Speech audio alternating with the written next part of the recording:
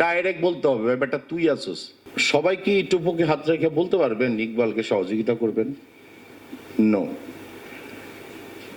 এটা কিন্তু অনেকে বলতে পারবে না। কিন্তু সাধারণত এই ডেড বডি ছবির মানে প্রচার কাজ আমাদের শিল্পীদের কথাই বলি এবং সারাউন্ডিং কিছু টেকনিশিয়ানদের কথাই বলি না কেন, আমি দিন শেষে কিন্তু দেখেন 200 ছবি রিলিজের পরে এত বছরের ক্যারিয়ারের পরে কিন্তু আমার লাগে না কিন্তু একটা প্রতিবাদ সভায় অংশগ্রহণ করা কিংবা আরেকটা পার্টিসিপেট করা মানে প্রচার কার্যে, কিন্তু আমি করেছি অনেক বছর পরে।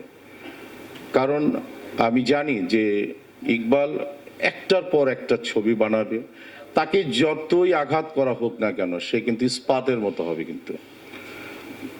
ঠিক আছে, ওই যে বলে না বঠি কিন্তু ওই যে কি বলে রেললাইনের পাতের কাজটা ওই বঠি খুব ধার হয়, তো ওই সব কিন্তু ওই যে মানে কাঁচা লোহা দিয়ে কিন্তু বঠি তৈরি হয় না।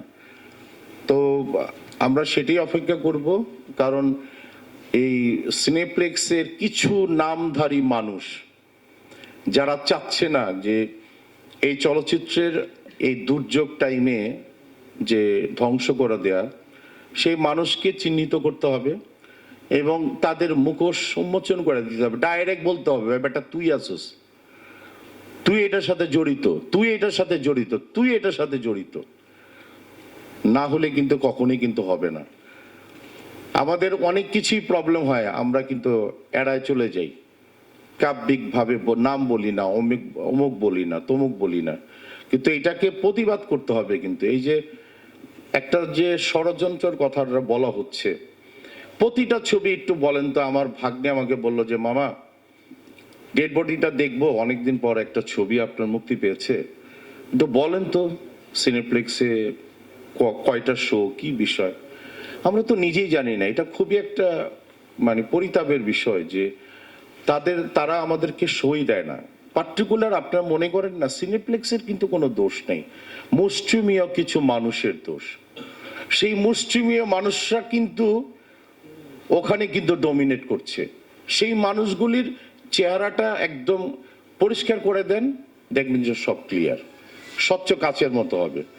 এবং আমাদের তথ্য মন্ত্রণালয় যে দায়িত্বে আছেন, যারা আছেন, তাদেরকে প্রচন্ড রকমের স্টাডি করতে হবে আমাদের চলচ্চিত্র নিয়ে, যে কিভাবে আগানো যায়। আমরা যদি মনে করি যে মাননীয় প্রধানমন্ত্রী যদি প্রতিটা এমপিকে, আমরা 300 এমপির একটা সিট আমরা এই বাংলাদেশ টেকনাফ থেকে তেতুলিয়া পর্যন্ত কাজ করি, একজন এমপিকে বলে দেখ না যে তোমার এখানে একটা করে সিনেপ্লেক্স হবে। 300টা সিনেপ্লেক্স আমি সময় দিলাম 5 মাস, এই 5 মান্থের মধ্যে তোমরা প্রতিটা এমপি সব জায়গায় একটা করে সিনেপ্লেক্স হবে। তো এইটা তো দিচ্ছে না, এটা তো দিচ্ছে না। কাদের কাছে টাকা দিচ্ছে, কি হচ্ছে না হচ্ছে আমরা কোনো কিছুই জানি না। তো দিন শেষে কিন্তু ওই একটা কথাই বলবো আমি, যে দেখেন একটা পরিবারের ফাদার না থাকলে না কিছু হয় না। প্রযোজক সমিতির এরকম একটি জায়গায় আমরা কিন্তু থরথর করে কাঁপতাম। আমরা যখন প্রথম দিকে আসতাম থরথর করে কাঁপতাম। একজন কি বলে স্টিল অ্যাসোসিয়েশনের প্রেসিডেন্টকে মানে বসতাম না, একজন এডিটার্স গিল্ডের প্রধানের সামনে বসতাম না। কিন্তু এখন এই জিনিসটা নাই। তো আজকে আমরা এটুকু বলতে পারি, ইকবাল তোমার কথা যারাই তোমাকে বলে না কেন তুমি পাগল, আসলে তুমি কারেক্ট আছো। তোমার জন্য আমার প্রচন্ড রকমের ভালোবাসা, ব্লেসিং। কেউ তোমাকে সহযোগিতা করুক আর না করুক, শিল্পী হিসাবে আমি ওয়াদা করছি যে অবধি আমি এই মাটির পৃথিবীতে বেঁচে থাকবো সেই পর্যন্ত তোমার সাথে আমি আছি এবং কাজ করব।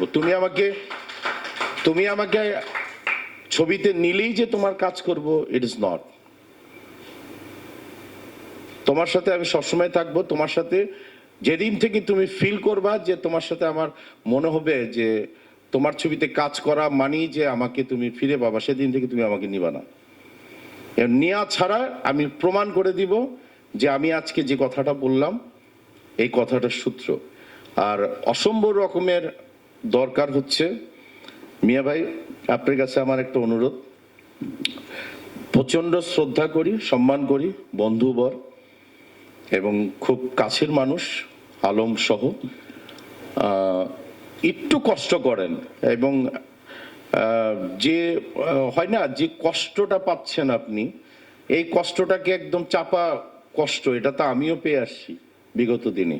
এই কষ্টটাকে দাবায় রাইখা আল্লাহ আপনাকে প্রতিষ্ঠিত করেছেন অন্যান্য সেক্টরে। এই চলচ্চিত্রের শেষ সময়টুকুর জন্য একটা কিছু করে যান, হয়তোবা একটা সময় গিয়ে আপনি একজন স্ট্যাচু হবেন liberty. Thank you very much.